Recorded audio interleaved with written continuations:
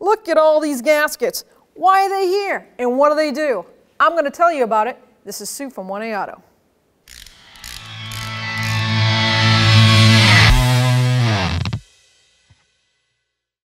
So here are all different types of gaskets for cars. Don't think it's a boring subject, because it can be, but it's really important and you need to know a lot about this stuff. You can't just whimsically throw a gasket in and then add some RTV and think it's good, because it's not. First mistake a lot of people make is a paper gasket. This is for like a IAC valve, which is idle air control valve. Goes on the throttle body. Never put RTV on this. It's impossible. But if you have a paper gasket for water pumps, oil pans, intake, I see this for years. People put RTV on the gasket thinking, oh, it's going to stick it even better, it won't leak. It's the worst thing you could do. RTV, room temperature, vulcanizing, who came up with that? But that's what it stands for, RTV. It destroys paper gaskets and it will expand rubber. Rubber comes in a flexible form, but it's still got a tautness to it, right? You add this stuff to it and over time, softens up. So I want to just go quickly over different types of gaskets that's in your engine. Whether it's truck, car, it doesn't matter. So what we have here is a section of like EGR, which aren't in a lot of newer cars, but in the older cars they were. And they're a combination of paper and metal. And the reason for that is because it's an exhaust. EGRs for emissions. So it has the heat of the exhaust on it, but yet it's mounted to an intake, which is usually aluminum or cast steel if it's an older car. So it has to have the different type of temperature and flexibility. You put straight paper, like this IAC valve, on an EGR, and it's going to cook and just blow right out. So it has to have the flexibility for heat and cooling at the same time. Then you have rubber seals like Thermostat. This has base for it so that when it reaches coolant touches it, it doesn't expand, it doesn't flex and just goo all over the place. It's supposed to be a solvent base rubber seal that can handle coolant and the petroleums that are in coolant and stuff. Same with a valve cover gasket. It's rubber, but it has the ability to handle the oil base. So, and the temperature style. A lot goes into gaskets that people don't really think about. They're like, it's just a gasket. Well, it's not just a gasket. This engineering has to be technical in order to deal with where it is in the car, temperature, what kind of fluid's going to touch it, and flexibility. Exhaust gaskets come in different forms also. You've got the flat metal, okay, which has a solid ring in and then a compressed, like these little dots are like a golf ball, and that's actually to disperse probably the heat in that metal gasket. So it's not a solid, because this is right on the exhaust pipe where it is the hottest. Well, the manifold's the hottest, but it just disperses the actual temperature. Then you have wound metal with a carbon coating on it. These are really good for cone-shaped exhaust pipes. The flat one has the same metal ring in the center, but folded carbon paper that has a metallic feel to it.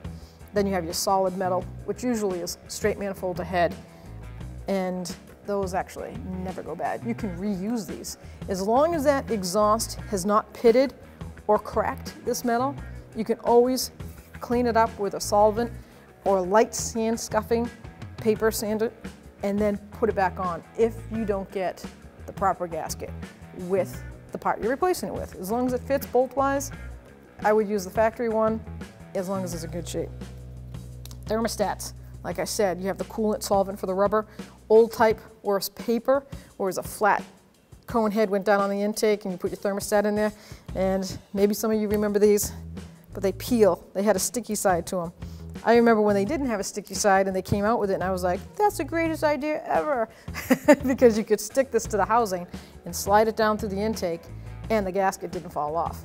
But a lot of people made mistakes and added RTV to this and thought, oh, awesome, this is gonna work. That way it definitely doesn't slide off and would last 6 months if that coolant shooting out everywhere. It's because it tore up the paper.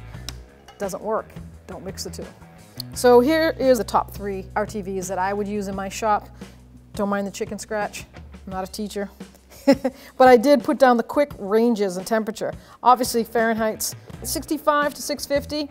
That's exhaust. That's really high temp exhaust. Flexible for uneven surfaces would be the gray. You got 350 to 400 Fahrenheit, which is like an engine block, right? It's a constant steady temperature once it reaches that, and it's an uneven oil pan intake to engine block.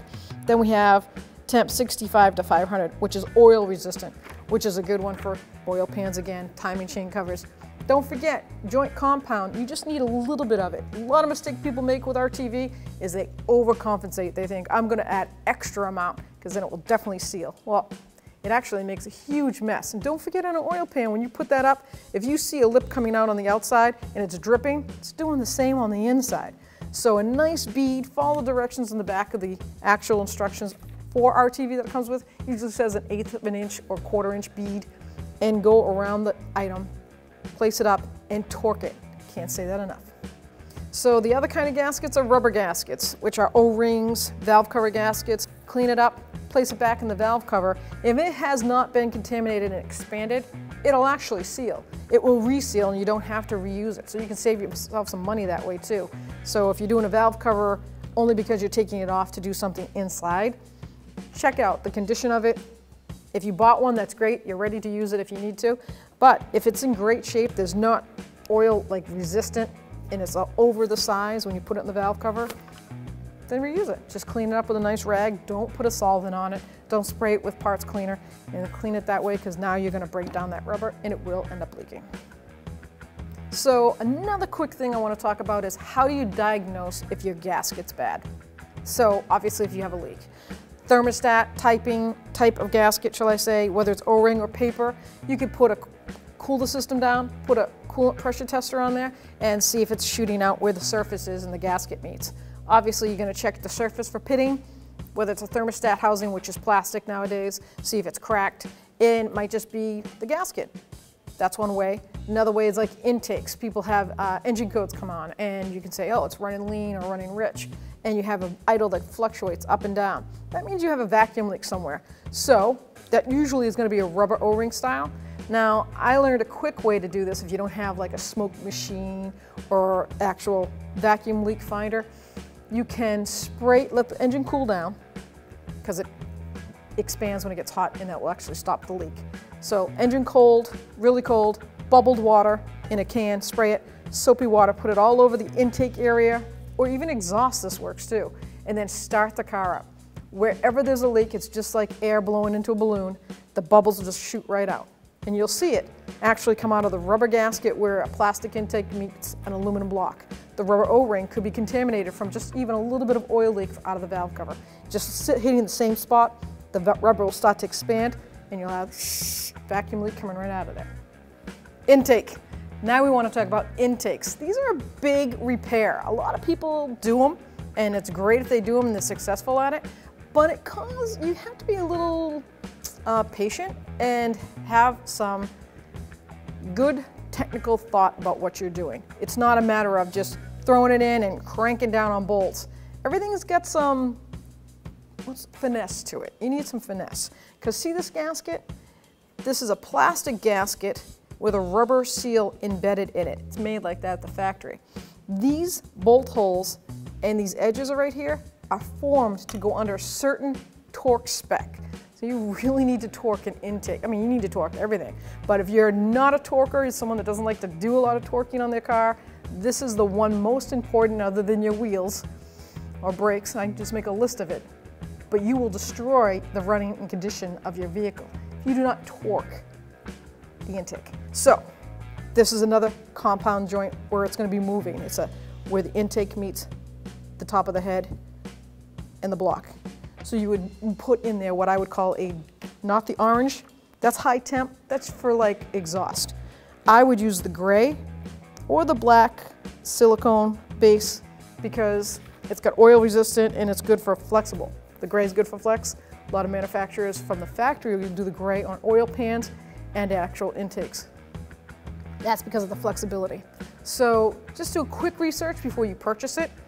Make sure you put the right silicone RTV with the right gasket, and then you should have confidence driving your vehicle down the road and not have to worry about doing that repair twice. So hopefully you learned a few things, or maybe you have something to add to it. Put it in the comments down below. And if you're not a subscriber, please subscribe and don't forget to ring that bell. It turns on all your notifications so you don't miss any future videos.